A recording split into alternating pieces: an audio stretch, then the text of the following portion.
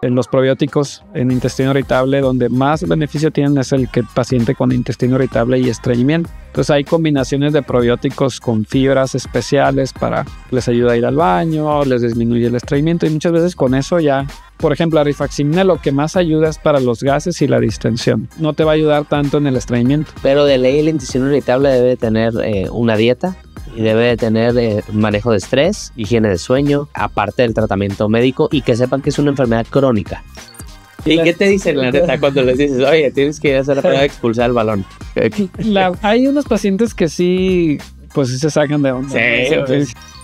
Muchos pacientes tienen dudas sobre que si la isotretinoína, que es un medicamento que usamos mucho en acné, que si es malo para el hígado, que si lo daña, que si te va a destruir el hígado, el uso crónico, etc. La gran mayoría de los medicamentos que causan así lesión hepática son medicamentos que se usan para problemas de enfermedades reumatológicas, quimioterapia, cáncer, pero isotretinoína es de los más raros. Hay más casos en el mundo de falla hepática por paracetamol, que lo toman como chicles, que por la isotretinoína.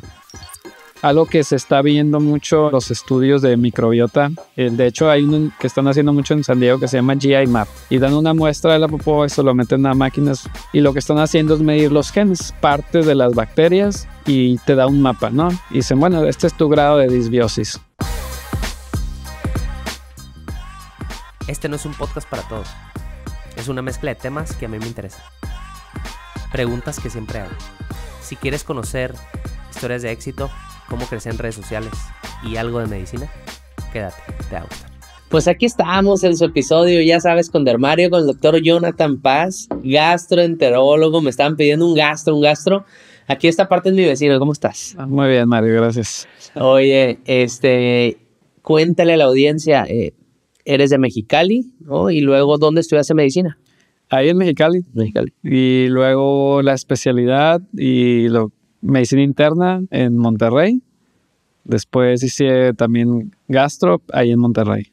¿En el HU o? Ajá, HU. En el Hospital Universitario, que es de la Autónoma de Nuevo León. Uh-huh.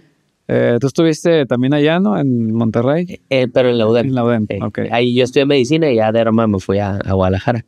Ok. Oye, y en interna, bueno, estudiaste medicina, ¿no? Y luego, ¿alguna razón por la cual dijiste, voy a ser doctor? Fíjate que eso es algo que generalmente en la carrera te preguntan o cuando ya terminas, y nunca tuve, como a diferencia de varios compañeros que te preguntan siempre cuando eres el primer semestre. Nunca fue así como algo que yo de niño dijera, quiero ser doctor. No, de hecho, yo me inclinaba mucho por las computadoras y programación y todo eso. Pero ya los últimos semestres de la preparatoria fue cuando me empezó a llamar la atención. Pero no hubo algún evento en particular. Y al principio que entré dije, ok, vamos a ver si te gusta. Si me gusta. Y desde el primer semestre, o sea, con las clases y todo, me gustó y me fui apasionando. Oye, y medicina interna, entras. ¿Y cuándo dijiste, ya en medicina interna, los que no saben, medicina interna es como troncal y de ahí tú puedes ir a cardio, neumo, derma, neurólogo, gastro? Sí. ¿Cuándo decidiste, sabes qué, voy a hacer gastro? Yo le digo a la medicina interna que es como la pediatría del adulto, porque mucha gente no conoce, ¿no? Medicina interna. Y sí, inicialmente mi plan era hacer hematología. Okay. Sí, yo iba con esa idea a Monterrey de yo quiero ser hematólogo, la sangre, anemias, linfomas, todo eso. Pero el hospital universitario tiene un programa muy fuerte en gastro a nivel nacional, desde los que tienen muy buen nivel. Y aparte la cantidad de pacientes que veíamos ahí, los procedimientos, que desde el R1 o R2, cuando te empiezas a interconsultar tú con los demás servicios, empieza como a abrir ese panorama, ¿no? Uh-huh. Y básicamente fue con el día a día del R1, R2, ya en el R3 que te permiten rotar por los servicios y entras a los procedimientos, a endoscopías, colonoscopías, CEPRE. Uh-huh. Todo eso fue que me fue interesando, los maestros, las clases. O sea, fue más como el día a día de la residencia, ¿no? Oye, entonces, gastro en el hospital universitario y luego tú hiciste, aparte, una subespecialidad en endoscopías. Ajá. Es como una, le llaman como un posgrado, ajá, le llaman de alta especialidad. Alta especialidad. Ajá. Es un entrenamiento extra para hacer unos procedimientos que normalmente no haces como endoscopista general, que incluye vía biliar, incluye otros procedimientos ahí un poquito. Eso se llama endoscopía avanzada. Endoscopía avanzada. Porque de gastro sales con entrenamiento en endoscopía. La normal, que es... Endoscopía, colonoscopía, básicamente. Entonces ya te fuiste a una acá. Un poquito más. Un nivel más fifi.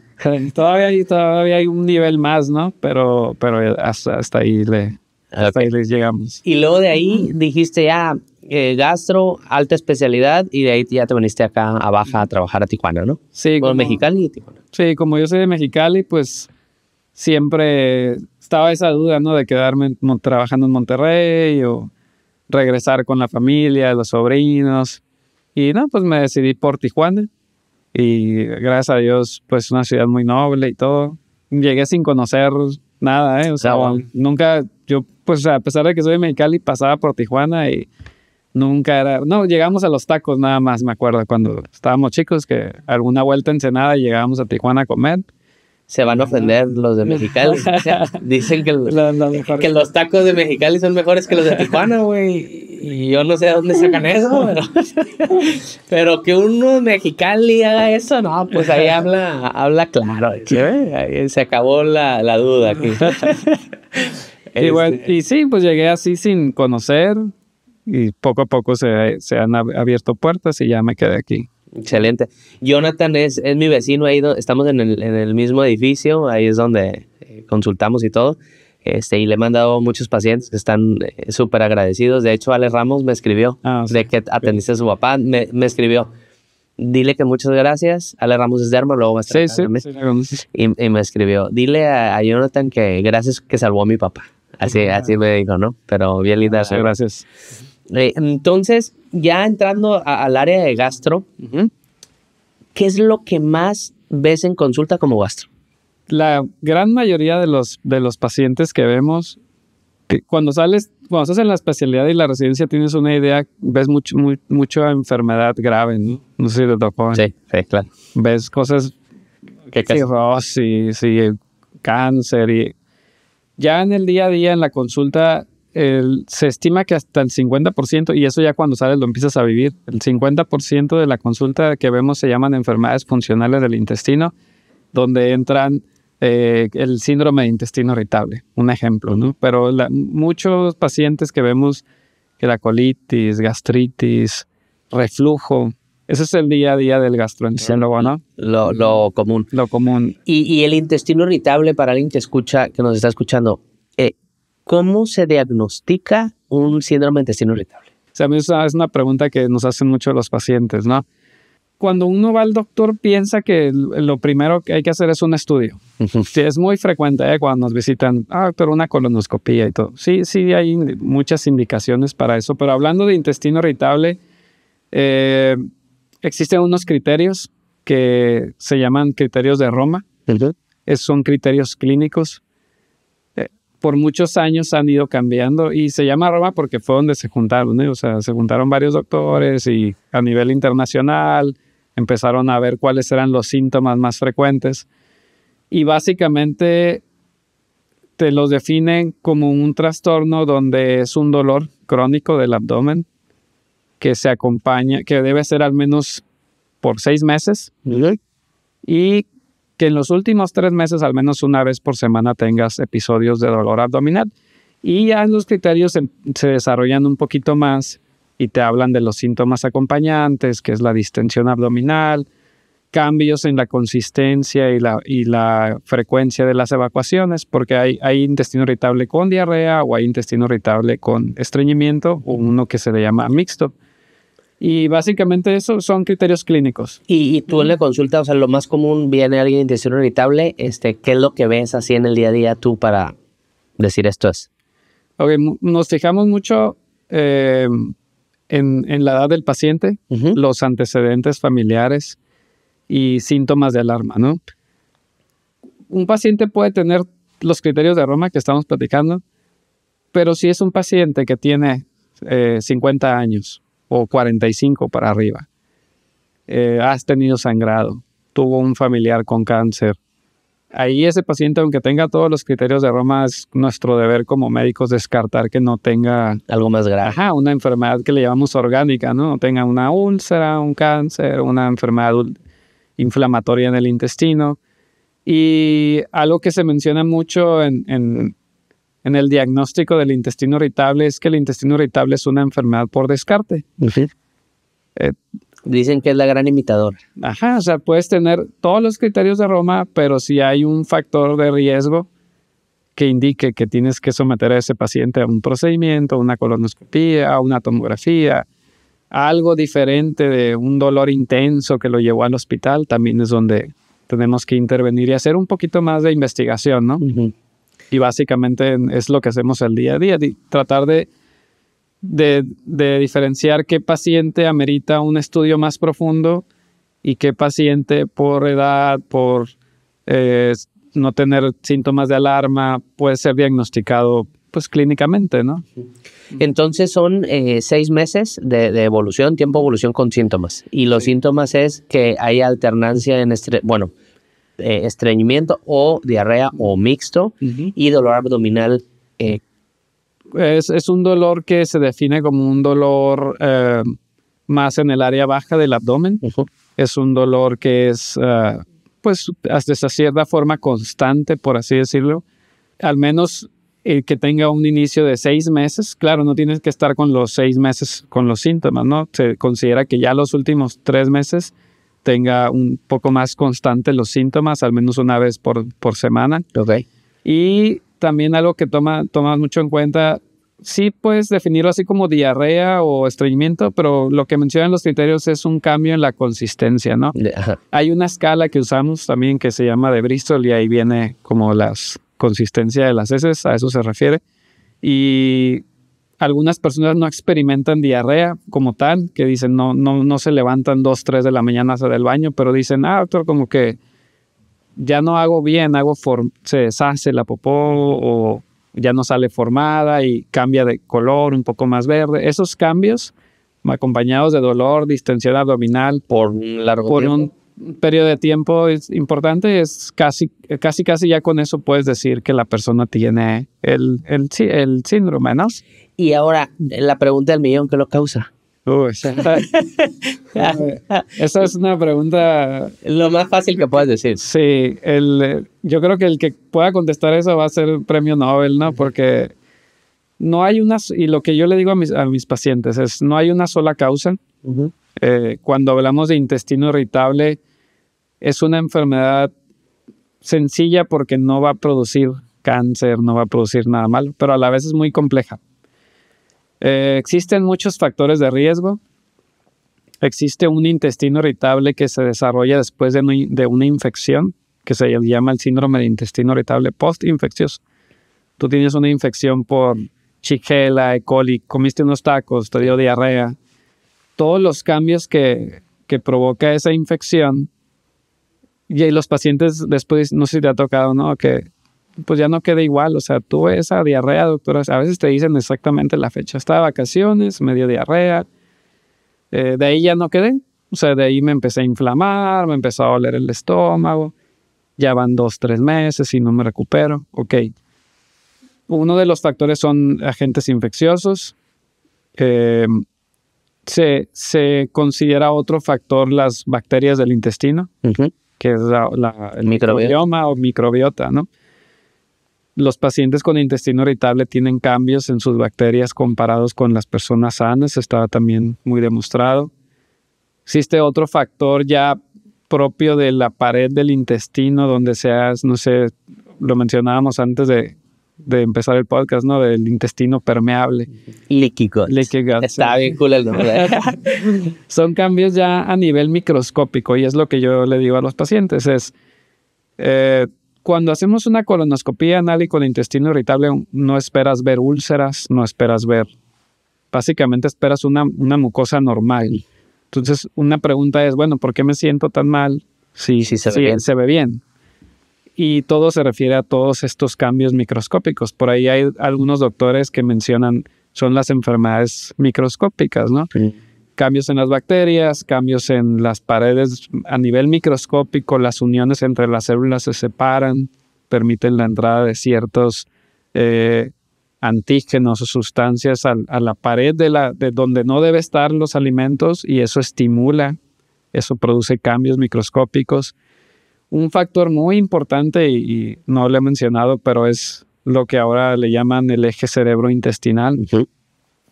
Se ha visto que los pacientes con intestino irritable tienen cambios a nivel del sistema nervioso central, donde hay áreas del cerebro que detectan o perciben los estímulos del intestino, el gas, la distensión, el volumen de las heces. Bueno, un paciente con intestino irritable, esas áreas se encuentran con cambios en sus neurotransmisores, se encuentran alteradas. Serotonina, dopamina, o sea, muchos neurotransmisores, y ciertas áreas particulares del cerebro se encuentran sobreestimuladas, por lo cual el estrés, la ansiedad, factores, no sé, te ha tocado, ¿no? Alguien que, tuve un problema y se me va todo, doctor, al estómago, claro, me duele, me inflamo.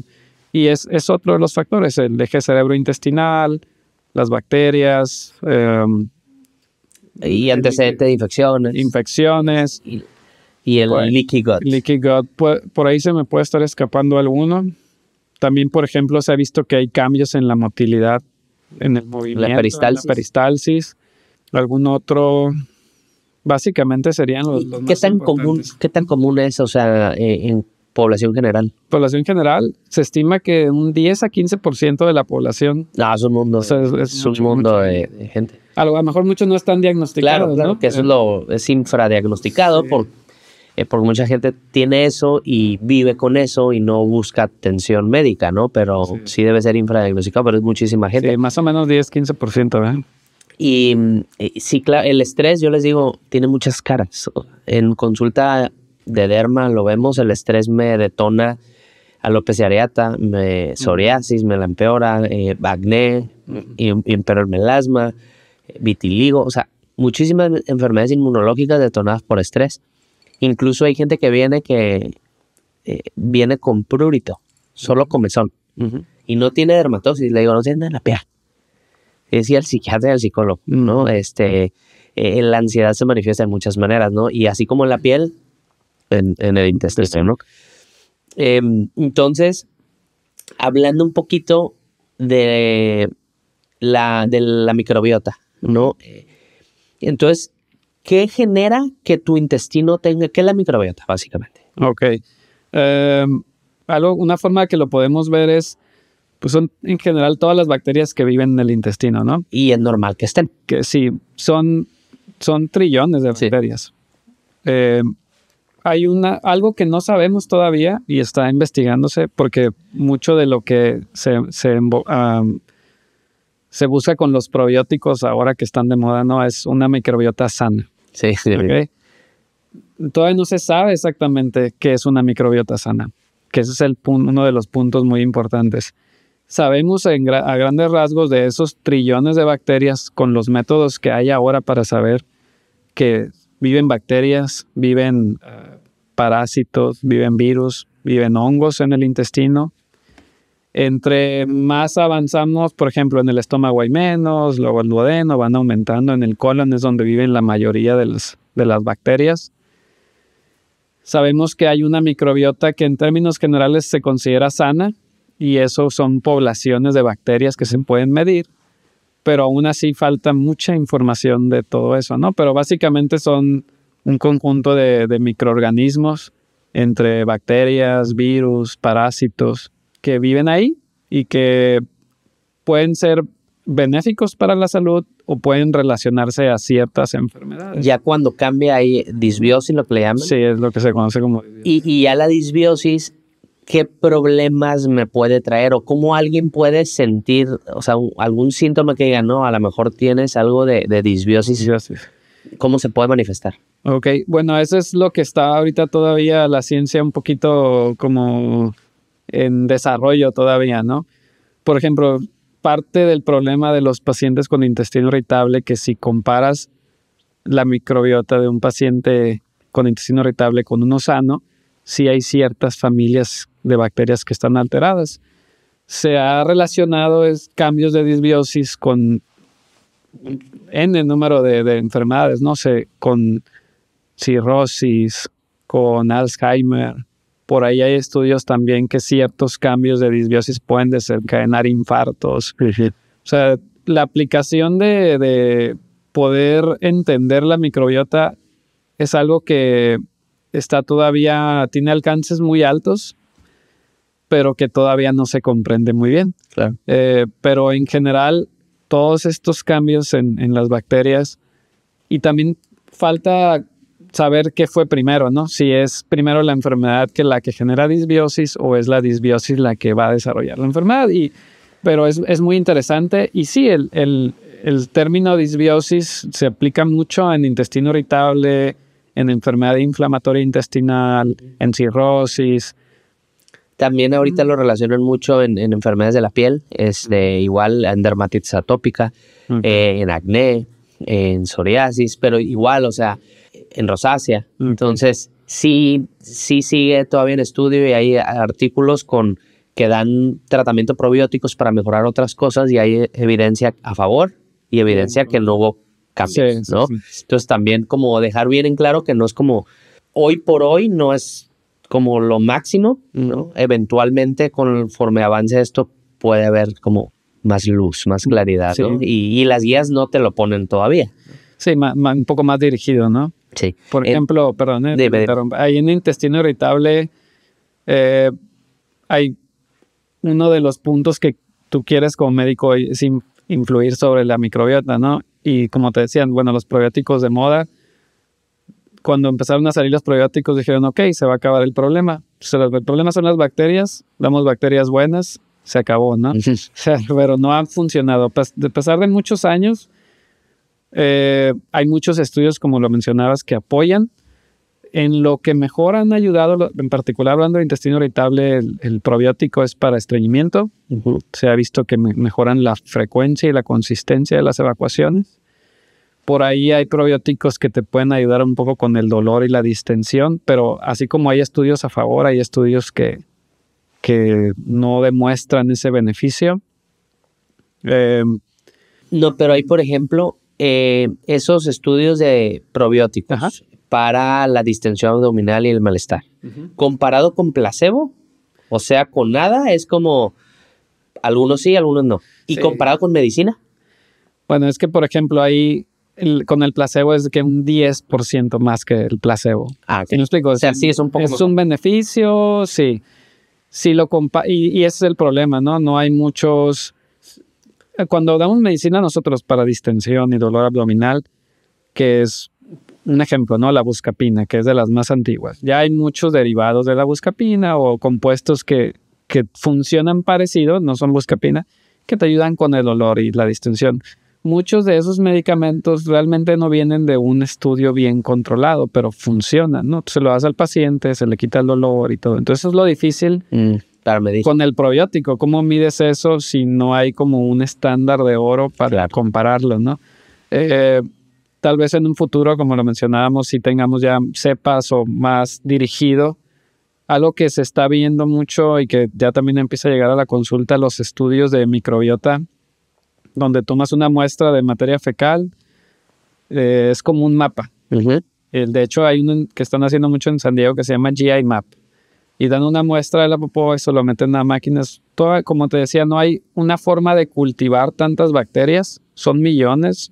Al momento que tomas la muestra, muchas de esas bacterias se mueren. Y lo que están haciendo es medir los genes. Partes de las bacterias y te da un mapa, ¿no? Y dicen, bueno, este es tu grado de disbiosis. Tienes una disbiosis o tienes un grado 1, grado 2. El problema es que, ya tenemos el paciente, tiene disbiosis, ¿cómo vamos a nosotros como médicos incidir en eso y restablecer una microbiota sana?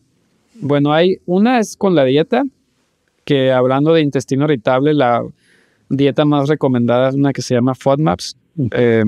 Lo que buscas es disminuir la ingesta de ciertos carbohidratos fermentables que son como alimento para las bacterias. ¿Qué es lo que inflama? Ajá. Tú le das eso de comer, las bacterias están mal, lo agarran de comida y eso esas bacterias producen sustancias que te van a distender, te van a dar dolor, te van a soltar el estómago, te van a estreñir. Por ahí el doctor Mark Pimentel de Los Ángeles tiene muchos estudios sobre todo de intestino irritable con constipación de ciertas bacterias metanógenas, que producen, que tú las estimulas con ciertos alimentos, ¿no? Entonces, una de las formas de mejorar la disbiosis es con la dieta. Y ejemplo que tienes que quitar de la dieta. En la dieta FODMAPs son carbohidratos, o sea, ciertos carbohidratos que se fermentan. Y es una lista larga, pero así generales es espárragos, el ajo, la cebolla, la manzana, de los que más... La manzana. Sí, las manzanas verdes y rojas, ¿eh? Órale. Vemos mucho en... ¿Y el brócoli y eso? Brócoli, las nueces, las fresas. Todo eso distiende mucho. Produce gases. Y algo que les digo a los pacientes no es que no sea nutritivo. No es que comer eso te vaya a hacer daño. De hecho, no produce ningún daño. Simplemente te vas a distender y te va a doler. Y pasa también muy seguido, el paciente empieza a hacer un ejercicio, empieza a cambiar su rutina y dice, estoy comiendo más saludable, doctor, y estoy bien inflamado. ¿Qué estás comiendo? Bueno, lechuga, brócoli, almendra, yogurt. Entonces, todo eso, a pesar de que es muy saludable y nutritivo, sí tiene alto contenido en FODMAPs. Y esos azúcares, pues es alimento para esas bacterias que ya están mal, te empiezas a inflamar. Pero eso es en caso de que tú tengas una disbiosis. O eso es en caso de intestino irritable. Es hablando de intestino irritable en general, pero sí hay una conexión entre un aumento en las bacterias fermentadoras de esos azúcares. De hecho, una de las teorías que habla de por qué el paciente le vas a dar la dieta 2 o 3 semanas y no se la vas a dejar 1 mes, 2 meses o no 1 semana, es porque tú al quitarle esos nutrientes a las bacterias se empiezan a morir las bacterias fermentadoras, se restablece la población y tal vez no vas a curar al 100% la disbiosis, pero sí mejora el paciente. Órale. Ya después, cuando pase ese periodo de 2 semanas, dices, ok, ya vas a reintroducir poco a poco esos azúcares, ¿no? Y básicamente esa es una forma, hay un antibiótico, se llama rifaximina. Entonces, como te decía ahorita, los probióticos... Sí, no, hay algunos que funcionan, la evidencia es controversial, ¿no? De todos los medicamentos que hay, que se están investigando, uno de lo que sí funciona es la rifaximina, que es pues al revés que el probiótico, ¿no? Es un antibiótico. Barrer.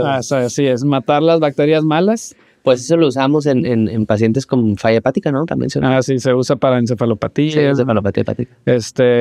Bueno, se usa en intestino irritable, es uno de los medicamentos que inciden sobre la disbiosis. O sea, matas, pero al revés que un probiótico, ¿no? Matas las bacterias malas, le llaman ahí como que hace un switch, restablece la población de bacterias. Hay ciertas dosis que se usan, ¿no? Para eso. Y ese se usa un tiempo. Sí. Sí, son iguales, le llaman como ciclos de rifaximina, 10 a 14 días, cada 6 meses.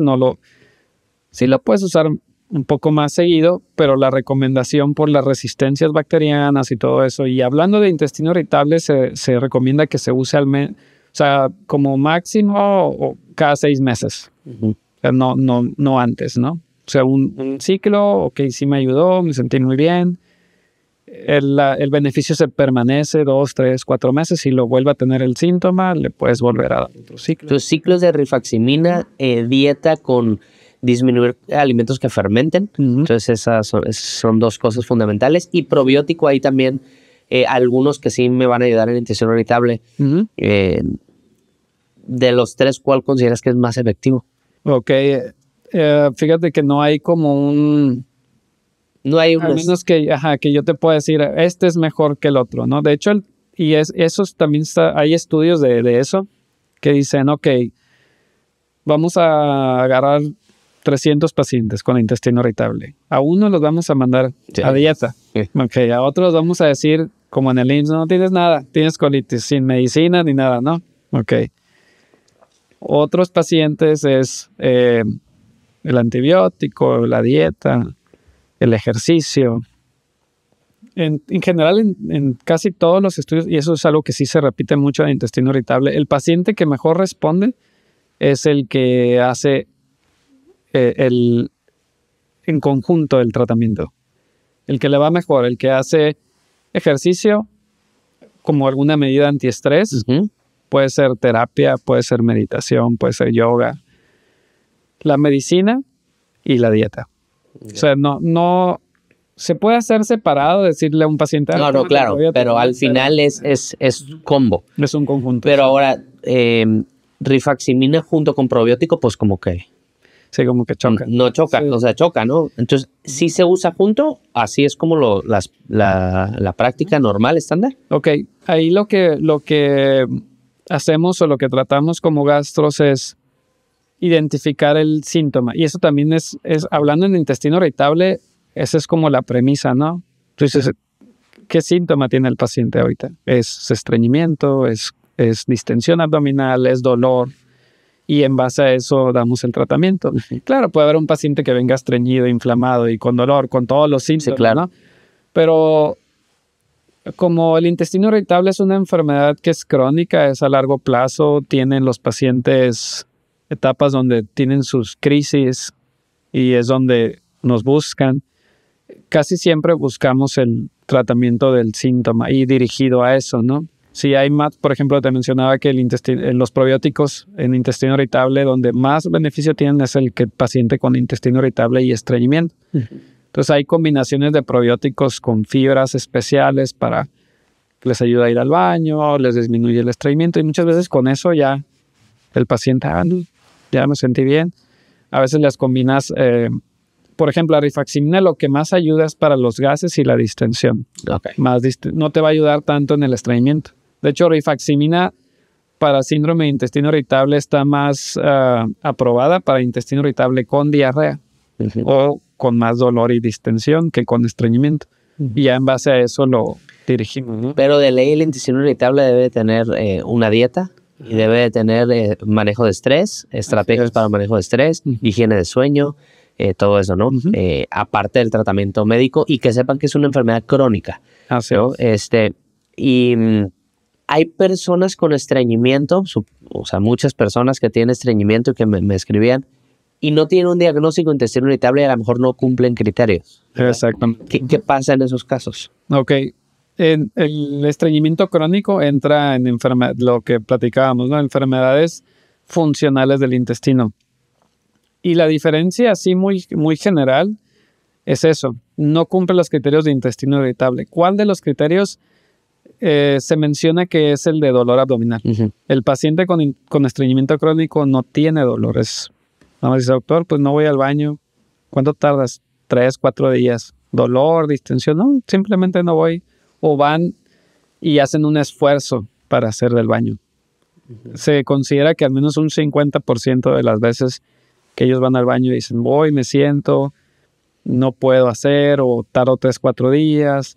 Y la diferencia para poder dirigir un poquito el tratamiento es el dolor abdominal. El estreñimiento crónico es eso, ¿no? Un estreñimiento donde no hay dolor. Y si lleva un cierto abordaje, por ejemplo, buscamos ciertas enfermedades que pueden confundirse, problemas de paratiroides, tiroides. Hay un grupo de pacientes que pueden llegar con estreñimiento crónico y tener una disfunción defecatoria, ¿okay? Que son pacientes que llegan, se sientan en el baño, hacen mucho esfuerzo y no pueden hacer, tienen la sensación. Bueno, y a esos pacientes se hacen unas pruebas especiales. Por ejemplo, hay un estudio que se llama manometría anorrectal o prueba de expulsión de balón. Entonces sí, suena Está salvaje, ustedes son bien salvajes. Bueno, ese grupo de pacientes puede tener puedes pensar tú, es un estreñimiento crónico funcional, ¿no? Y su problema puede ser a nivel, ya en la última parte, en el recto, es un trastorno del movimiento, por así decirlo, de los músculos, no tienen una buena coordinación. Algo que les digo a los pacientes es como si se le hubiera olvidado al intestino cómo evacuar, ¿no? Entonces a ellos los mandamos antes de darles un tratamiento a unas pruebas especiales, ¿no? ¿Qué es esa? Que las ¿Y qué te dicen, la neta, cuando les dices, oye, tienes que ir a hacer la prueba de expulsar el balón? Hay unos pacientes que sí, pues sí se sacan de onda. Sí. No, doctor, pero bueno, es que si te pones del lado del paciente, la mayoría de esos pacientes ya están desesperados. Sufren, claro, sí. Claro. Por ahí hay estudios hablando de intestino irritable y de estos pacientes con estreñimiento, con problemas defecatorios, que son enfermedades tan desgastantes en el día a día que afectan tanto la calidad de vida que pueden ser, lo comparan a veces con un cáncer, de tan mal que se siente el paciente. Ajá. Entonces, la gran mayoría de los pacientes cuando llegan con nosotros es porque realmente necesitan una ayuda. Y aunque sea un estudio así un poco pesado, ¿no? Sí, lo aceptan. Sí. Y en casos de que es una enfermedad funcional, que solo es un estreñimiento, que a veces le llaman intestino perezoso, ¿no es lo mismo? Se considera como si es un sinónimo, sí. Esos pacientes, ¿cómo aliviar esos síntomas de estreñimiento crónico? ¿El tratamiento es para siempre? ¿Tiene algo de malo? ¿Qué dan? Hay como si fuera una escalera, ¿no? Por así decirlo, de medicamentos. Generalmente iniciamos con medidas dietéticas, igual de ejercicio, dieta. Empezamos con medicamentos muy básicos que pueden ser, como dicen en Estados Unidos, over the counter, o sea, farmacia, una fibra especial. Senócidos. Sí, hay un chorro, O sea, ¿y fibra, tienes alguna favorita? ¿Una fibra que te guste usar? Realmente para eso no. Por ejemplo, en intestino irritable sí hay fibras que debes tener cuidado porque los pueden inflamar, ¿no? O sea, sí hay ciertas fibras. De hecho, dentro de la dieta FODMAPs quitas muchas fibras porque te distienden. Y el paciente con intestino irritable y estreñimiento, tú le das una fibra de esas. Uy, le va peor. Sí. Luego de, doctor, estoy inflamado. ¿Y el metamucil, el serum? Eso ese sí te podría inflamar, sí. Por ejemplo, también está el Lactulax, la lactulosa, que es un disacárido, es un azúcar, ¿no? Entonces, es muy buen laxante, pero si tú le das a eso a un paciente con intestino irritable, pues llegan después con pelotas, ¿no? Todo inflamado, todo distendido. Bueno, en el estreñimiento crónico no tienes tanto ese problema porque generalmente no tienen todos los síntomas de intestino irritable y les funcionan laxantes. O sea, el Contumax, que es polietilenglicol, es el que usamos para la preparación de colonoscopía. Sí. Y barre todo lo que... Sí, pero es una dosis diferente. Para el día a día es como un sobrecito. Todos los días te lo tomas. Me ayudó, ok, eso lo puedes seguir tomando. No te va a pasar nada, no se va a hacer tu intestino, como dicen, como mencionan. Es un mito, ¿no? Dependiente, es uno de los mitos. Se va a hacer dependiente, ¿no? Pues el intestino ya así es, ¿no? Ya vimos que no tienes otro problema, no tienes un problema defecatorio, no tienes un problema hormonal, nada, es estreñimiento crónico funcional. Una fibra es como decir el grado más básico de medicamento, un laxante, una fibra. De ahí empieza a subir de nivel, ¿no? Ya hay medicamentos que activan ciertos canales del cloro, ciertos canales, ciertas partes del colon que jalan agua y te activan el movimiento del intestino, linaclotide, etcétera, ¿no? Existen cuando es muy severo que no les funcionó lo tradicional. Lo básico, viste que no tiene una obstrucción, no tiene un problema de obstrucción intestinal, un problema defecatorio, ya le puedes subir a un nivel más alto, hasta un grado extremo, donde hay pacientes que tienes que mandarlos en lo particular. No me ha tocado llegar a eso, pero está descrito que hay pacientes que les tienen que quitar un pedazo del colon y conectarlos y con eso para que puedan lograr ir al baño. Hay pacientes que tienes que combinarlos con 2 o 3 medicamentos porque uno no les es suficiente. Y básicamente es, ¿no?, el manejo del estreñimiento crónico funcional. Entonces aquí el mensaje es estreñimiento crónico, dolor abdominal crónico, pues checar que no tengas o cumplas estos criterios, que veas un gastro que te revise, que decían el tratamiento ideal para ti, porque no se recomienda la automedicación. Aquí lo que dijo el doctor es bien importante porque andan recomendando fibras por todos lados. imagínate, tienes intestino irritable y te andas, tómate el metamucil, ¿no? Sí. O sea, justo aquí acaba de dar el punto clave de no automedicarse porque pensamos que los suplementos son inocuos y que no te van a afectar. Igual hay probióticos que te pueden inflamar, o sea, no son para todos los probióticos, ¿no? Sí. Me preguntaban mucho, bueno, hablamos un poquito de estreñimiento, intestino irritable, ya dijimos que medidas que tenemos que cambiar, ¿no? Medidas, cambios de estilo de vida, manejo de estrés. Ya entrando el intestino permeable, ¿no? Que hablan aquí muchas personas del intestino permeable. Básicamente es un problema en la pared del intestino que permite que entren cosas que no deberían entrar a la sangre, que es conservadores, metales, toxinas, ¿no?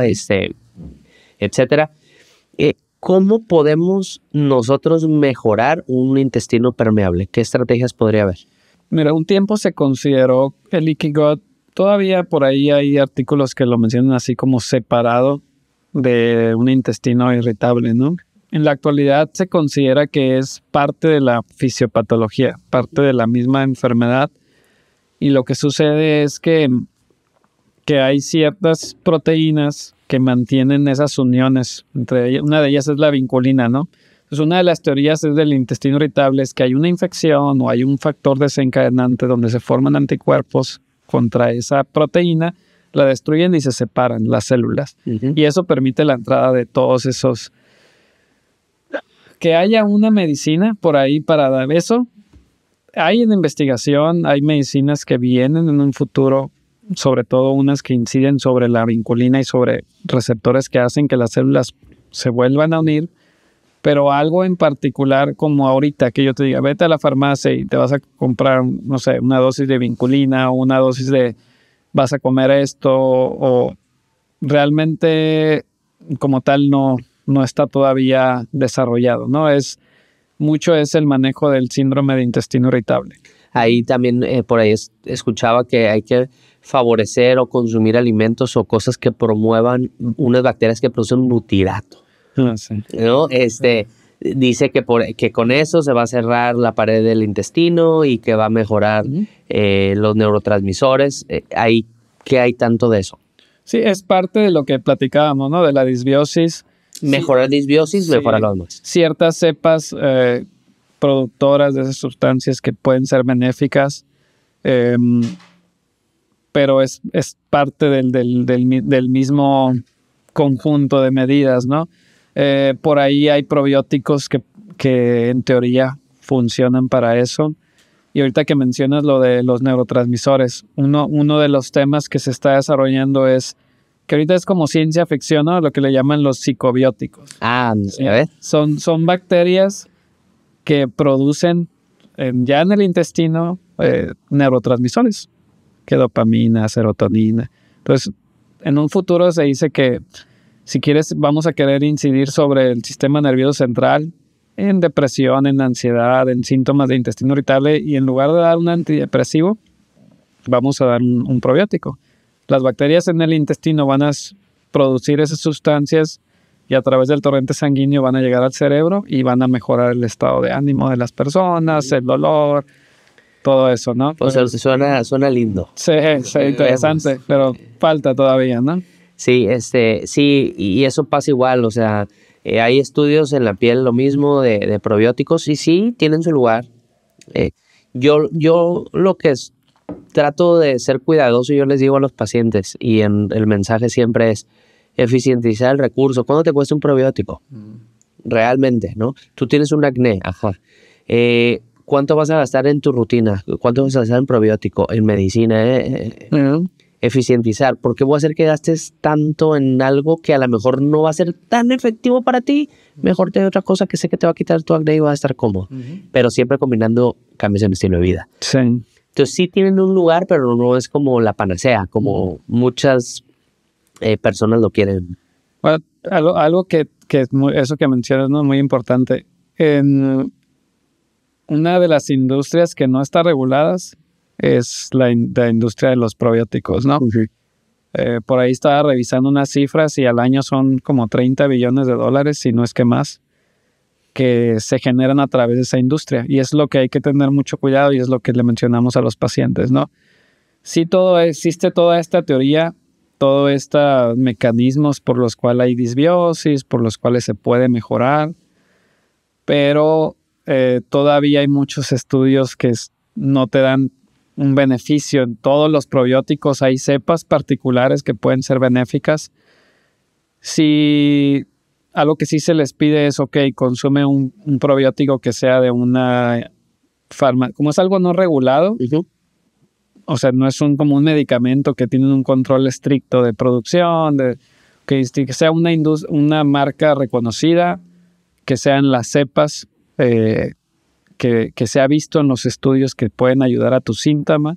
Por ejemplo, por ahí hay unas ligas que te voy a compartir de la Asociación Americana de Gastro o la Asociación Canadiense de Gastroenterología, donde tú puedes buscar la marca del probiótico y cuáles estudios hay a favor o en contra de los síntomas del intestino irritable, ¿no? Entonces, esa liga la vamos a poner aquí en el podcast, en la descripción, porque es algo interesante.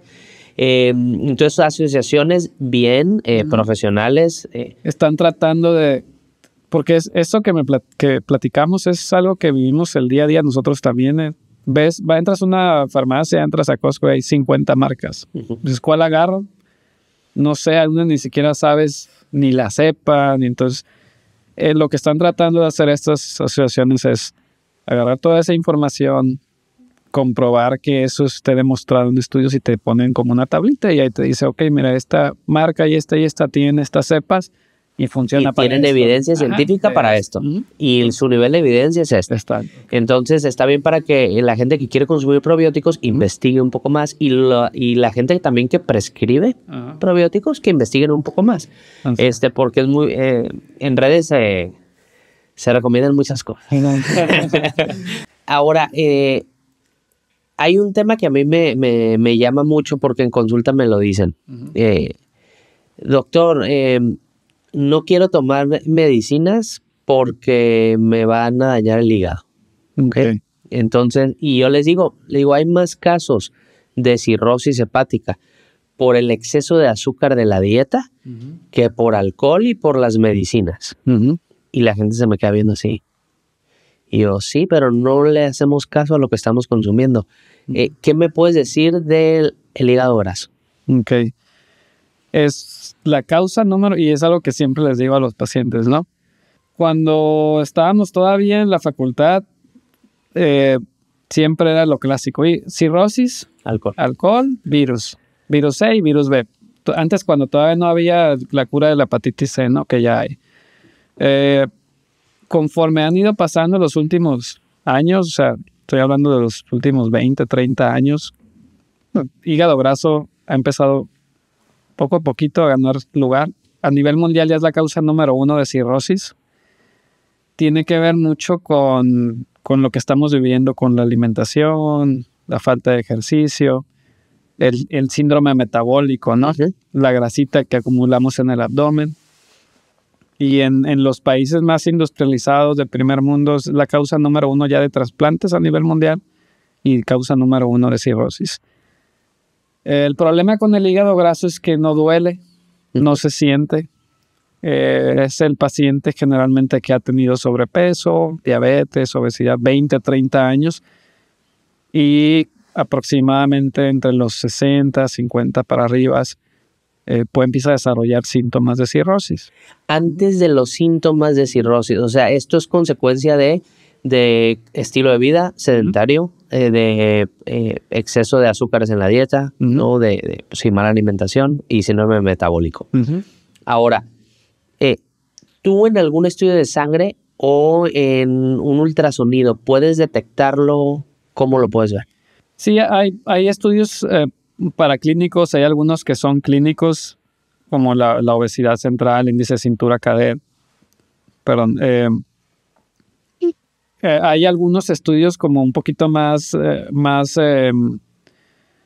dirigidos por ejemplo, hay ciertos marcadores que se pueden pedir ya en un contexto más especializado, ¿no? Pero en el día a día es un ultrasonido, tú puedes ver de los pacientes que tienen hígado graso, en unos laboratorios puedes ver, y nos ha tocado, ¿no? Hoy usted tenía desde hace 10 años, tenía sus enzimas del hígado elevadas. ALT, AST un poquito elevadas. Y puede ser 2 veces si tú quieres el valor de lo normal. Pero 2 veces es algo. Ajá. Son 100. La gente se... Sí, pero a veces no, pues no lo ven y dicen, pues no es tanto, ¿no? Entonces, o no se han hecho estudios en años. Entonces, una de las formas que lo vemos es eso, elevación de las enzimas del hígado, un ultrasonido con grasita. Si hacemos, y también hay estudios en pacientes mexicanos, si haces un ultrasonido a 100 mexicanos, 30, 40, depende de dónde lo hagas, pueden tener hígado graso. Damn. Es mucho. Es una locura. Ajá, entonces dices, no se siente, no me duele, pues no me hace daño. Ahora, también hay pacientes que tienen sus exámenes del hígado normales y tienen hígado graso, y sí se ha visto que los pacientes que elevan enzimas tienen mayor riesgo a largo plazo de desarrollar cirrosis, pero aún así un paciente con enzimas de hígado totalmente normales, pero con grasa en el hígado, tiene riesgo. ¿Qué medidas podemos tomar para mejorar eso? Medidas no farmacológicas. El estilo de vida. Ese es inclusive farmacológicas, y algo que les digo mucho a los pacientes es ahorita todavía, a pesar de que se pusieron de moda por las Kardashians, que el Saxenda, el Ozempic, todavía ahorita no hay ninguna medicina mejor que dieta y ejercicio. Claro. Se calcula que para que una persona con hígado graso disminuya la inflamación o el daño en el hígado, debe de perder al menos 10% de su peso corporal. 10% de su peso corporal para mejorar eso. Para desinflamar, por así decirlo.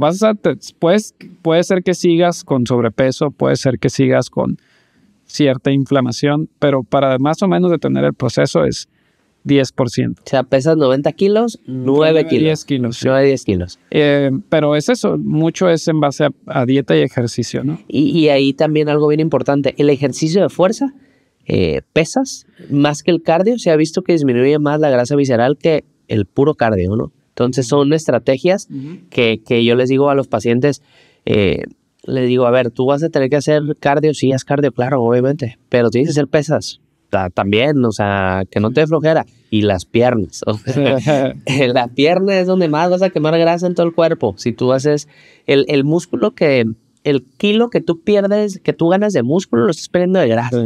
Entonces eso es algo que suma. Yo también los mando al nutri y le digo, tienes que ir a la nutrióloga, al nutriólogo, a hacer esfuerzo y hacer ejercicio, ¿no? Entonces eso, súper bien. Y entonces elevación enzimática, ultrasonido ahí con anormalidades, eso ya, y casi el 40% de los mexicanos pueden llegar a tener hígado graso. Ya hay estudios también un poquito más especiales. Por ejemplo, hay uno que se llama FibroScan.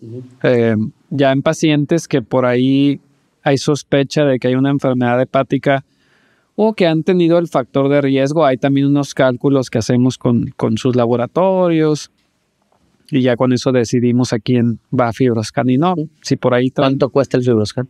Como 4,000, 5,000, depende de dónde lo mandes, pero más o menos, sí, 4 o 5,000 pesos. Es como un ultrasonido, ¿no? Sí. Lo que te dice el FibroScan es qué tanto daño tiene el hígado. Aunque el ultrasonido, porque ese es el otro punto, ¿no? Puede llegar un paciente que por ahí hay sospecha de enfermedad del hígado y el ultrasonido dice, hígado graso. Y es que también es operador dependiente. Sí, pero aunque pongas al mejor radiólogo, 30% de los pacientes con daño hepático ya crónico por hígado graso puede ser un ultrasonido normal. Entonces, si le haces un FibroScan, es alguien que junta ciertos criterios, ha tenido diabetes, sobrepeso, ves unos cálculos ahí, como te mencionaba en los laboratorios, ok, amerita un FibroScan. Y el FibroScan es un ultrasonido. La tecnología es diferente, y lo que detecta es la dureza del hígado. Entonces, detecta como la cicatrización de todo este proceso de 10, 20 años y te puede decir qué grado de daño tienes, de fibrosis, 1, 2, 3, 4.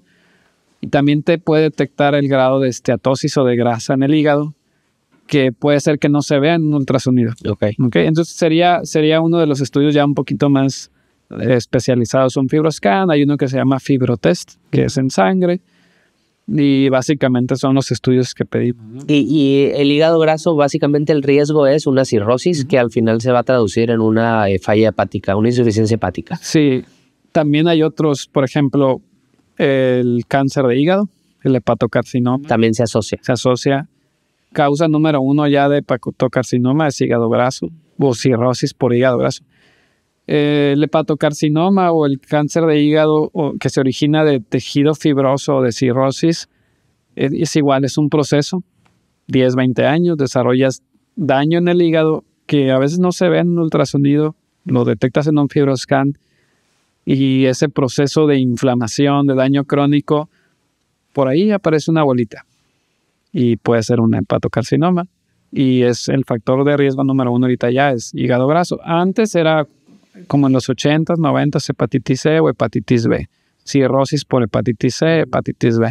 Pero es otro de los... Puede ser que nunca llegues a la etapa de encefalopatía, como te tocó, ¿no? Ver de pacientes. Sí. Que no llegues a una etapa de falla hepática. Pero puedes desarrollar un hepatocarcinoma mucho antes. Okay. Entonces... son cosas serias del hígado graso, entonces si están escuchando esto, es prevenir.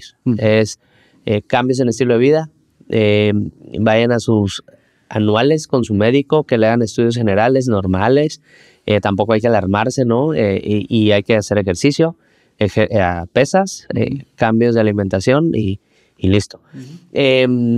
Hablando, ya que estamos en el hígado, hay mucha controversia y muchos pacientes tienen dudas sobre que si la isotretinoína, que es un medicamento que usamos mucho en acné, que tiene toda la vida usándose, que si es malo para el hígado, que si lo daña, que si te va a destruir el hígado, el uso crónico, etcétera. Okay. ¿Qué puedes decir tú que eres el experto en eso?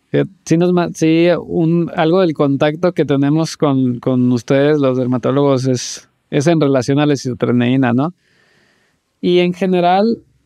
La mayoría o los medicamentos que son un poco más, que lesionan un poquito más el hígado, no es isotretinoína, ¿no? Y también nos buscan mucho por otros medicamentos, pero la gran mayoría de los medicamentos que causan así lesión hepática son medicamentos que se usan para problemas de enfermedades reumatológicas, quimioterapia, cáncer, que el metotrexate para artritis, etcétera, ¿no? El paracetamol en una dosis muy altas combinado con alcohol. Pero isotretinoína es de los más raros. Y es que es común que la señora me dice, doctor, pero eso no es muy fuerte para el hígado. Y yo les digo, a ver, hay más casos en el mundo de falla hepática por paracetamol, que lo toman como chicles, que por la isotretinoína. Y se me quedan así. De hecho, por ahí, en algunas cifras, sí se ha visto, por ejemplo, un 15% de los pacientes pueden elevar enzimas un nivel muy, muy bajo, ¿no? Sí. 1 o 2 veces el valor de lo normal. No es una indicación que tengamos que suspender el medicamento, simplemente los vigilamos. Sí. Se estima que menos del 1% de los pacientes va a hacer cierta reacción alérgica a la isotretinoína, a un componente de ella que te puede elevar los niveles a un valor ya un poquito más alto, que es más de 5 veces, y es donde ya, bueno, se lo voy a retirar. Sí. Pero casos confirmados a nivel mundial de daño hepático, crónico sobre todo, hay casos de lesiones agudas, muy raras. No es generalmente cuando ya se investigan esos casos, se ha visto que o el paciente estaba consumiendo otro medicamento o algún suplemento, y es difícil a veces separar y decir, sí fue la isotretinoína, ¿no? Eso, entonces, realmente dentro de las causas de daño hepático es de las extremadamente raras, es muy bajo, el riesgo es muy bajo. Sí. Y de todos los medicamentos, pues hay otros mucho más frecuentes y mucho más agresivos que isotretinoína. Claro. Y igual pasa que elevación, ¿qué puede pasar? En los laboratorios siempre les pedimos, nosotros pedimos al mes o 2 meses del tratamiento, se pide los paraclínicos y vemos ahí, si tiene elevación de transaminasas, a veces es una mini no pasa nada y se puede seguir con la medicina. Es 3 veces el valor, hasta ahí, o podemos bajar 2, o lo que sea, ¿no? Triglicéridos a veces se eleva un poco y ahí a veces bajamos dosis o agregamos omega 3 o algo así y con eso se mantiene, pero es bien raro.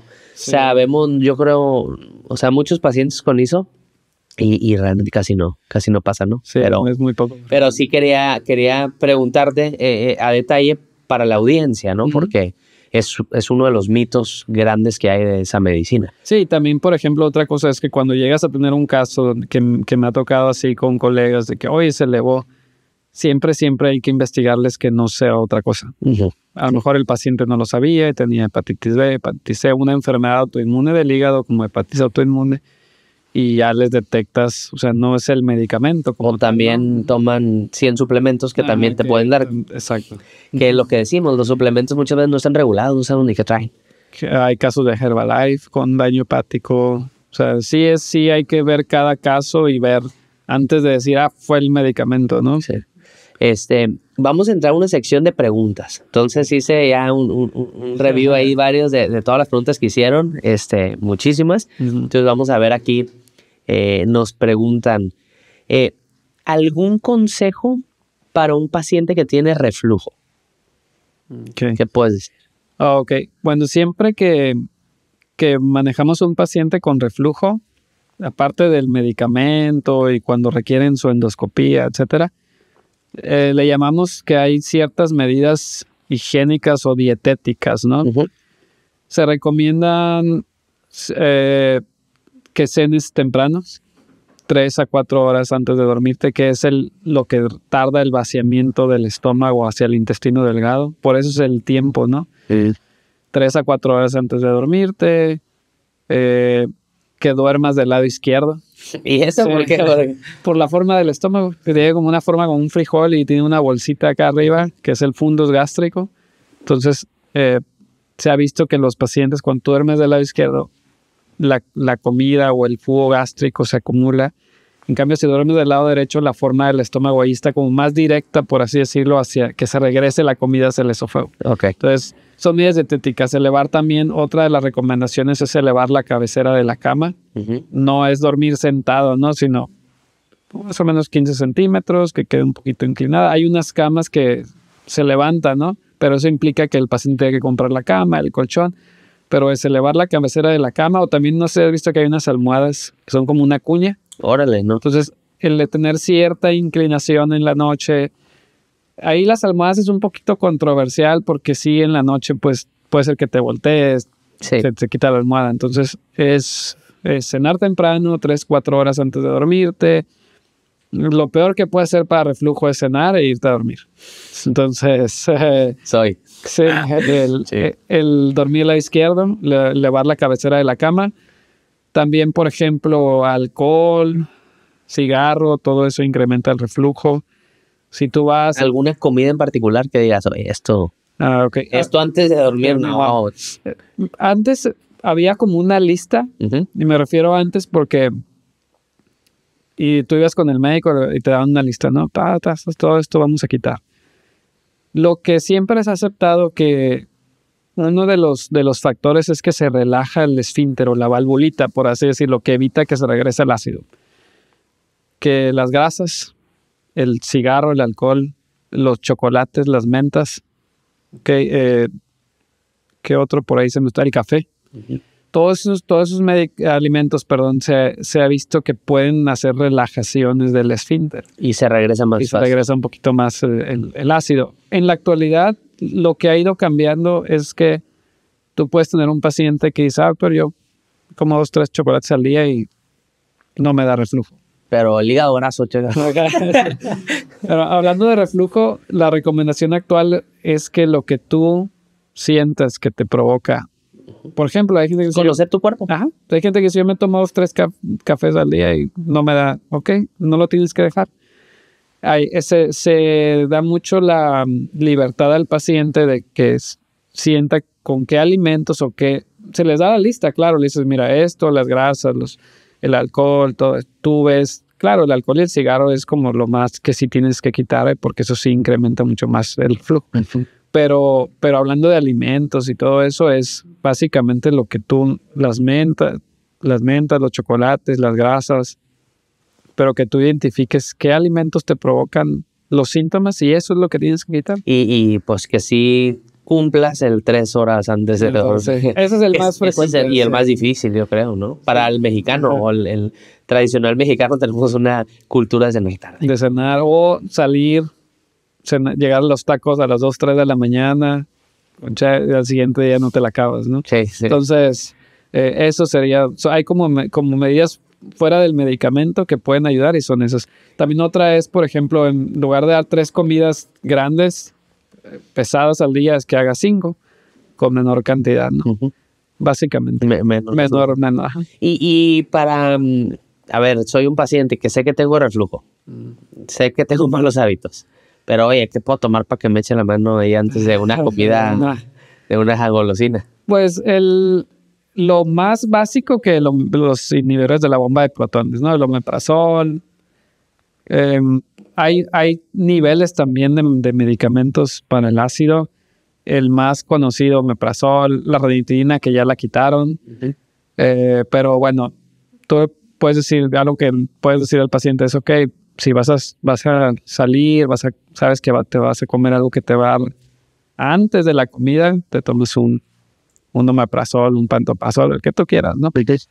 Debe ser unos 20, 30 minutos antes el medicamento. 20 minutos antes del veneno. Ajá, sí. Y luego, si por ejemplo, bueno, ya lo hiciste y no tomaste el omeprazol y todo, sí puedes tomarlo después, nada más, solo que el efecto se reduce, ¿no? Okay. Y eso tiene que ver por el mecanismo de acción del medicamento. Por ahí hay unos fármacos nuevos que hay uno que se llama Esox, que es como un gelecito. ¿Sí? Tipo Alriopan y todos estos, que el mecanismo de acción es que se pega en el esófago y te protege, ¿no? Entonces, ese también tiene muy buenos resultados. Entonces, oye, no, ya después, ese sí es después de la comida o antes de dormir, es una bolsita, lo abres, te lo tomas. Y es un gel que protege el esófago del reflujo que viene. Del ácido, ¿no? ¿Cómo se llama eso? Se llama Esox. Y también, por ejemplo... ¿Consecuencias por uso crónico de eso? Fíjate que ese se considera que es como un dispositivo, no se le considera un medicamento. Ese no va a la sangre. Okay. Se queda aquí. Realmente es que algún efecto, al menos de que seas alérgico a Esox, que sí, todavía claro. Sería algo muy raro, ¿no? No hay así. Pero, tranquilo. Por ejemplo... Y eso que mencionas sí es importante en los inhibidores de bomba, el omeprazol. El uso crónico de omeprazol, pantoprazol. Sí. Por muchos años se consideraron medicamentos muy nobles, a tal grado pues que tú vas y puedes comprar 2, 3 cajas y nunca te piden receta ni nada. En realidad son medicamentos muy seguros, pero sí hay ciertos cuidados que hay que tener, sobre todo las personas que ya requieren un tratamiento de reflujo más prolongado. Uh-huh. Que sí las hay pacientes que les quitas el medicamento y no se la acaban, ¿no? Pero nomás dejo de tomar la pastilla y otra vez reflujo. Bueno, el uso crónico de omeprazol muchos años puede causar osteoporosis, desgaste de los huesos, osteopenia, osteoporosis. Puede causar o incrementar tu riesgo de problemas en el riñón. Por ejemplo, pacientes con diabetes, hipertensión. Que ya tienen un problema de la microcirculación. Uh-huh. Entonces tú le agregas el inhibidor de bomba por muchos años y se ha visto que incrementa el riesgo. Por ahí hubo un tiempo que se asoció con Alzheimer y con enfermedades neurodegenerativas. Eso ya nunca se pudo confirmar, fue más como una asociación y nunca se confirmó. Entonces eso no está todavía como algo que tienes que tener cuidado porque te va a dar Alzheimer, ¿no? Pero sí problemas renales. Osteoporosis. Y también, por ejemplo, algo que se ha visto es incrementa tu riesgo de infecciones gastrointestinales. Sí, que quitas el principal mecanismo de defensa, que es el ácido del estómago, ¿no? Entonces incrementas el riesgo de que tengas más diarreas o gastroenteritis. Por ahí hay estudios también que incrementa el riesgo que puedas tener más neumonías, sobre todo en adultos mayores. ¿Y cuál es la relación? Igual. La protección bacteriana. Ajá, que te quitas por ahí. Y por ahí también se le atribuyen ciertos alteraciones del sistema inmunológico, que eso está todavía como muy, no hay así muy buena conexión, ¿no? Pero sí se ha visto, por ejemplo, en adultos mayores que consumen esos medicamentos que ya traen factores de riesgo que puedes incrementar el riesgo de gastroenteritis, neumonías. Lo que sí está así más confirmado es osteoporosis, falla renal. Y en pacientes que requieren crónicamente, o sea, ¿sí se siguen usando por tiempo indefinido o sí hay otras opciones? Sigue siendo todavía el número estándar. uno. Por ejemplo, ahorita hay nuevos medicamentos que vienen. Uno de ellos, bueno, ya tiene uno, este año salió el Tegoprazan, que actúa diferente, es un inhibidor de otros canales que en teoría no va a tener esos efectos. Es muy pronto. O sea, los estudios dicen que van a ser más seguros en cuanto a la osteoporosis y el problema renal, pero tienen 3 meses que salieron. Sí. Entonces, Eso te das cuenta después. sí. Sí. Por ejemplo, el omeprazol cuando salió, pues es la maravilla, no va a producir ningún daño, ¿no? Ya con el tiempo se vio que, pues hay que tener cuidado en esto. Y lo que se hace con esos pacientes, por ejemplo, ahora que ya tienes la alternativa de estos otros medicamentos, le puedes dar un Tegoprazan, le puedes combinar con el SOX, que es el gelecito, ¿no? Y bueno, Gelecito que vamos con una dotación. bueno, por ahí, ¿qué pasa con el paciente que dices, bueno, tiene que tomar diario el medicamento? Y está ese riesgo. Cuida los otros factores. Esa es una, ¿no? Vas a cuidar la diabetes, hipertensión. Algo que se recomienda es usar la menor dosis necesaria para controlar el síntoma. Por ejemplo, si tú le dices al paciente, vele bajando. Después de 2 meses del tratamiento, tú le vas bajando y la mayoría de los pacientes dicen, ya sé que voy a comer, ya sé que voy a salir, ya sé que se toman el medicamento 1 o 2 veces al día y eso reduce mucho los riesgos. Ahora, la otra alternativa en alguien que de plano no puede estar sin el medicamento y tiene mucho reflujo es mandarlos a operar.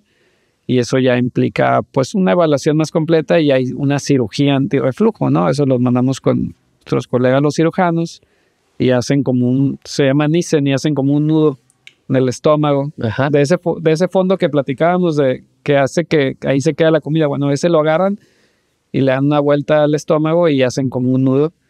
Ajá. Que evita que se regrese el ácido, ¿no? Esa sería la funduplicatura de Nissen. Esa sería la alternativa en alguien que pues ya no... Y eso lo platicas con el paciente. Les mira, puedes tomar la medicina, estos son los factores de riesgo. Hay quien dice, doctor, yo sigo con la pastilla. Y hay quien dice, no, doctor, pues esto es tan molesto que mándeme a operar, ¿no? Ya ellos los hacemos un poquito de más de estudios y los mandamos con el cirujano. Perfecto. Otra pregunta aquí viene que está buena. Un paciente. Tengo mal aliento. Y ya fui al dentista y me lavo los dientes y uso hilo dental. Bien. ¿Qué puedo hacer? Sí, es uno de los temas que nos visitan. No es lo más frecuente, pero sí hay todo el tema de halitosis, ¿no? En el área de gastro. De entrada, eso que mencionas es lo más importante. En cualquier artículo que revises de gastro, de halitosis, el tema número 1 es que el paciente se revise por un profesional, problemas dentales. Porque a pesar de que hay problemas del intestino que lo provocan, no es la causa número 1. Claro. Primero son caries, son alguna gingivitis, alguna infección. Por ahí hay 2 o 3 diagnósticos que nosotros buscamos ya una vez que el paciente ya hizo todo ese chequeo y todo. Dice, no, pues ya fui con el dentista, me revisó, nada. Uno de ellos es reflujo. Aquí conectando un poquito lo que estamos platicando, muchas veces uno de los síntomas del reflujo es mal aliento. Algunos pacientes que tienen reflujo no experimentan el síntoma que nosotros le llamamos pirosis, que son las agruras, ¿no? Que es el ardor. El ardor. Entonces, puede ser que no lo tengas y tengas reflujo.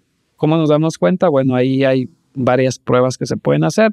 O le puedes decir al paciente, te vamos a dar el tratamiento 2 meses y ver qué pasa con el mal aliento, ¿no? Hay otro síntoma y también que dicen mucho, ¿no? Que la tos crónica puede ser por reflujo. También. Ese es otro dato de reflujo. Sí, son los síntomas extraesofágicos, tos crónica, carraspera o asma por reflujo.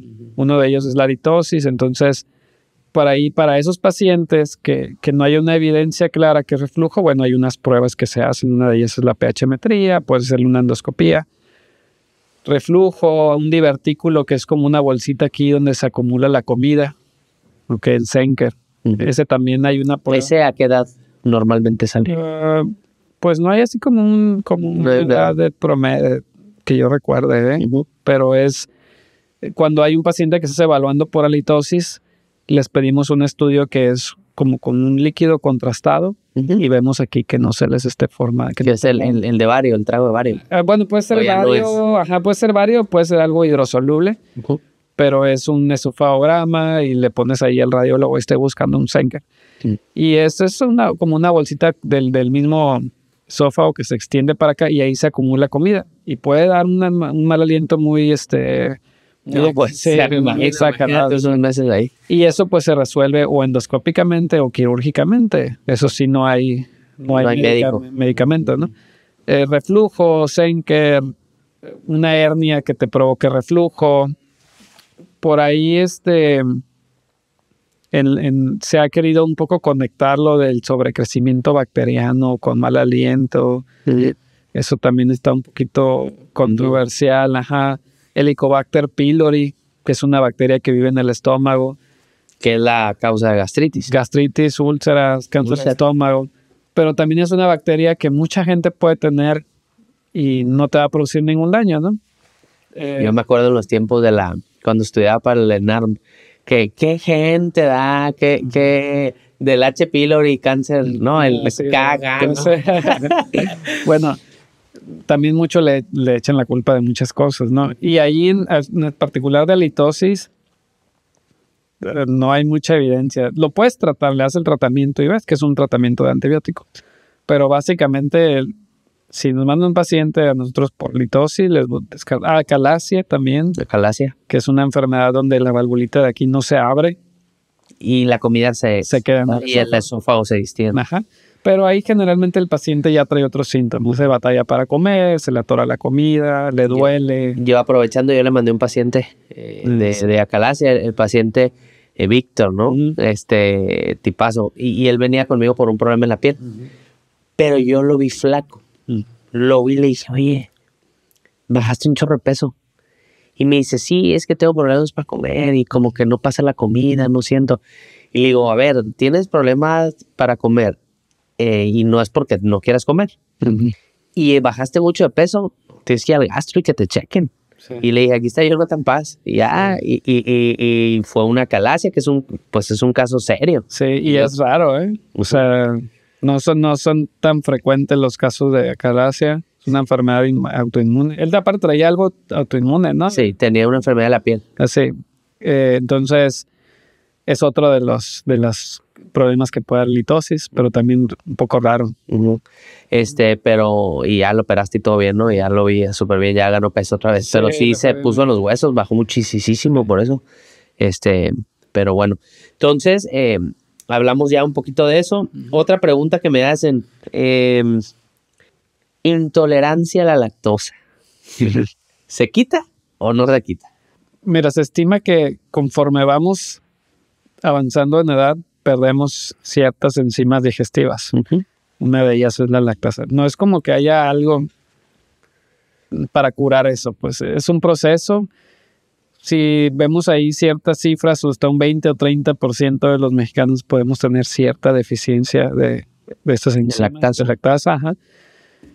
Y con la edad vamos perdiendo más enzimas. Es el cuerpo sabio. Como yo les digo, yo les digo la gente de acné, ¿no? Le digo, deja de tomar leche, ya no eres un bebé, ¿no?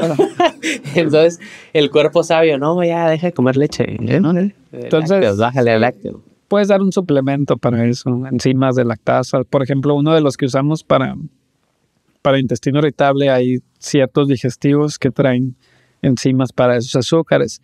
Pero así como una cura, no. Pero si lo suplementas y pueden estar consumiendo alimentos con lactosa y no pasa nada. Sí, les ayuda. Les dices, bueno, tomas una pastillita con esta enzima digestiva antes de que vayas a comer algo que ya sabes que te va soltar el estómago, doler y les va bien. Y el dato principal, yo creo que también está infradiagnosticado, ¿no? La intolerancia a la lactosa. ¿Cuál es el dato clínico, los principales para gente que está escuchando que no sabe que tienen eso? Básicamente parecido a lo que sucedía con el intestino irritable, ¿no? Comen algo con lácteos, se inflaman, les da diarrea, les da cólico, les suelta un poquito el estómago, básicamente. Cada vez que consumen que consumen algún lácteo, ¿no? Leche o quesos. Perfecto. Aquí me preguntan, ¿alguna consecuencia a largo plazo para la manga gástrica? Como efectos que Efecto causan, ¿no? en el tracto digestivo. Lo descrito que es más frecuente y que vemos nosotros como gastros muy seguido, les provoca, puede provocar que les provoque más reflujo. Entonces, muchos pacientes que nos visitan son pacientes que los operaron, les fue muy bien, 2, 3 años bajaron de peso y como el tercer, cuarto año empiezan con reflujo. Algunos se controlan, toman una pastillita y se les quita. Hay algunos pacientes que diario. Se toman la pastilla y no les ayuda. Entonces, hay, por ejemplo, en esos pacientes que ya experimentan muchos síntomas de reflujo, que no se les controla la medicina y que muchas veces ya lo buscaron y vienen con nosotros porque lo buscaron por internet. ¿Qué puede provocar el reflujo? O sea, no tanto por la manga, sino la manga provocó reflujo y el reflujo hay algo que se llama esófago de Barrett. Okay. Es el recubrimiento que está dentro del esófago, es menor su resistencia al ácido que el que está en el estómago, ¿no? Entonces, cuando una persona tiene mucho reflujo, el cuerpo se protege. Y es la forma que yo les digo a los pacientes. Estuvo muchos años con reflujo y cambia la mucosa o la pielecita que está por dentro, que normalmente es como blanca, un color aperlado blanco, y se vuelve como si lo ves en endoscopía, ves como le llamamos lengüetas y ves un tejido que se ve como más rojo, ¿sí? O color salmón. Entonces, esa mucosa que se extiende, que se parece mucho a la mucosa del estómago, es un cambio de una mucosa por otra o de un tejido por otro. Es un tejido que no es resistente al ácido, se convierte a un tejido de tipo intestinal que es más resistente al ácido. ¿Eso puede traer cáncer o algo así? Sí, es una de las causas o del origen del cáncer más frecuente o que ha incrementado en el esófago en los últimos años, que es el adenocarcinoma. Es un proceso de reflujo que es muchos años. También se estima que eso está determinado genéticamente, o sea, no le va a pasar a todas las personas. De hecho, es un porcentaje bajo que desarrollan esófago de Barrett y ese cambio de la mucosa, ¿no? Una vez que desarrollas eso, pues eso no se quita con medicamento. Eso lo vigilas con endoscopía, ves, tomas biopsias. Si tienen algo que se llama displasia, que ya es un cambio un poquito más avanzado para el cáncer, hay displasia de bajo grado y luego el cáncer, ¿no? Sí hay tratamientos, por ejemplo, ya son tratamientos endoscópicos donde usas como una plancha que es radiofrecuencia, se llama, y quemas ese tejido y nace la mucosa otra vez, la normal, ¿no? Pero ese sería una de las complicaciones a largo plazo, el reflujo, que el reflujo provoque o esofagitis o esófago o Barrett. Okay. Va, perfecto. Otra pregunta aquí que me ponen mucho. Razón principal por la cual tengo gases en el estómago o distensión abdominal después de consumir cualquier cosa. Mucho de eso es lo que platicábamos, ¿no? Del intestino irritable, es la fermentación de ciertos alimentos. ¿Cómo se llama los que tenemos que restringir? Los FODMAPs. Ajá. De hecho, hay una app por ahí que luego te la voy a pasar, que le damos a los pacientes. Tú la descargas y ahí viene todos los alimentos que te producen gases y distensión. Pero la número 1 depende de lo que comemos. Tiene que ver, como platicábamos hace rato, con las bacterias fermentadoras. Y básicamente eso, es alimentación, es composición bacteriana, muchos de la dieta. La disbiosis y la dieta, ¿no? Entonces hay que hacer ajustes en estilo de vida y ahí voy a poner también la dieta, ¿no? Hay alimentos que tenemos que ir restringiendo. Sí, y también, por ejemplo, como hablábamos ahorita con la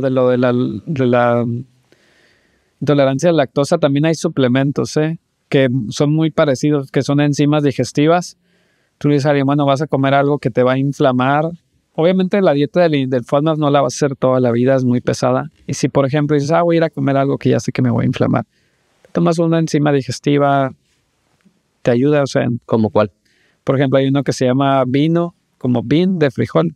Veano. Ajá. Veano, ultra. Veano. Ajá, lo puedes pedir por Amazon. Hay otros, como se me fue el nombre, pero hay 2 o 3 que son, no requieren receta y son enzimas digestivas. Dices, bueno, sé que voy a comer algo que me va a inflamar y todo, te tomas una pastillita cuando estés comiendo y te ayuda. No es algo, generalmente esas enzimas no es algo que tu cuerpo no produzca, son enzimas que tenemos que a lo mejor están deficientes o están bajas, tú le das ese suplemento y puedes comer más a gusto, ¿no? ¿Y esas, el uso es esporádico o si es de diario? Es eventual, ¿no? Eventual, sí. Eventual. Perfecto. Otra cosa que aquí no vienen preguntas, pero es importante, de eso se trata esto de compartir información. Tú eres gastro, alta especialidad en endoscopía. ¿Qué forma tenemos a la fecha de hacer un screening para detectar oportunamente algún cáncer de colon o cáncer de estómago? ¿Hay algo al momento? Sí. Hacemos mucho hincapié en la consulta. Bueno, en lo particular me gusta hacer mucho hincapié porque el cáncer de colon está un poquito olvidado. Es como que todo el mundo se hace su chequeo de Papá Nicolau, mamografía, próstata, pero el cáncer de colon, a pesar de que en algunos lugares es el segundo o tercer cáncer, no le hacemos mucho caso, ¿no? Y esto ha ido cambiando con el tiempo. El estudio que más información te va a dar y que es más como va a resolver un poquito más cosas es la colonoscopía. La recomendación internacional es que antes era los 50 años. A partir de casos que ha habido de gente más joven, se ha recomendado que empecemos a los 45 años. ¿Qué es? Entrar con la cámara. Una colonoscopía, todo paciente a los 45 años. Hombres y mujeres, ¿eh? Okay. Si tú tienes un familiar... ¿Ya se lo hicieron? Bien importante. Sí.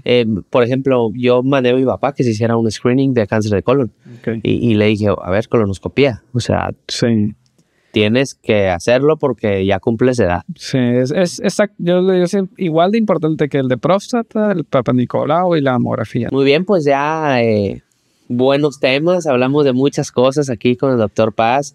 Espero que haya quedado el mensaje claro del screening, del azúcar en la dieta, lo que le puede pasar al hígado. Entonces, intestino irritable, el manejo multidisciplinario. Entonces, estas cosas son fundamentales. Ya para cerrar, siempre me gusta preguntas fuera de medicina. No sé. ¿Algún libro o podcast que te guste, que te haya dejado algo? Sí.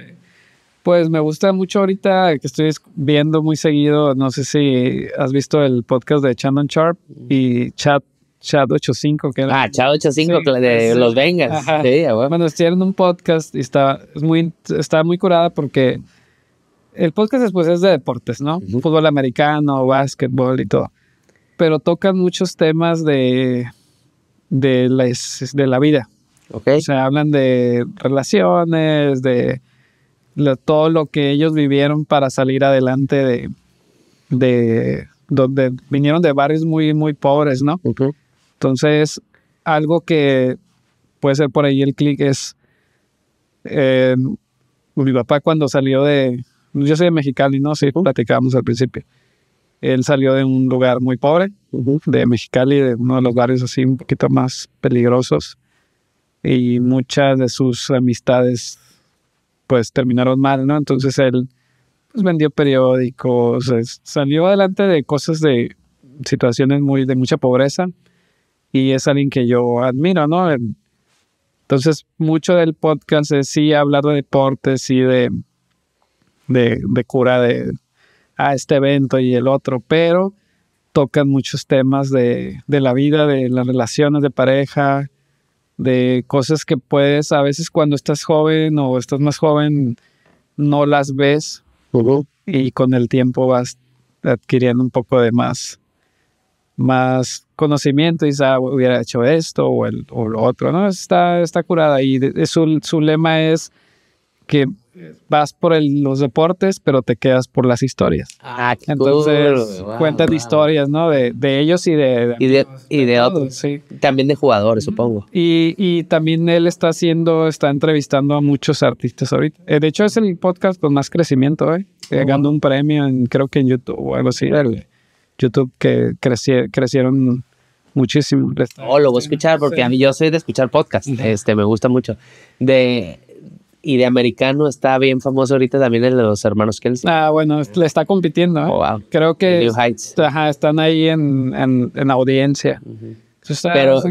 Pero está padre eso, las historias. O sea, eso está increíble. Porque él cuenta también cómo fue su vida, ¿no? Que lo creó su abuelita y creo que trabajaba en el campo y todo el día. O sea, está interesante cuando tengas chance de darle una review. No, aparte de Chad 85 también es un personaje. Bueno, es que los dos así hacen, está bien curada. Sí. Muy bien, pues muchas gracias por estar aquí, por compartir todo lo que nos dijiste. Espero les haya gustado el episodio. Y esto fue su podcast, ya sabes, Under Armario. Y si llegaste hasta acá en el episodio, déjamelo saber. Ponme en el último post un emoji del sombrero. Y en la caja de preguntas de Dermario, si quieres que te conteste en Instagram, sí o sí, cuando sea la sección, antes de tu pregunta pon 2 emojis, un balón de americano y un sombrero.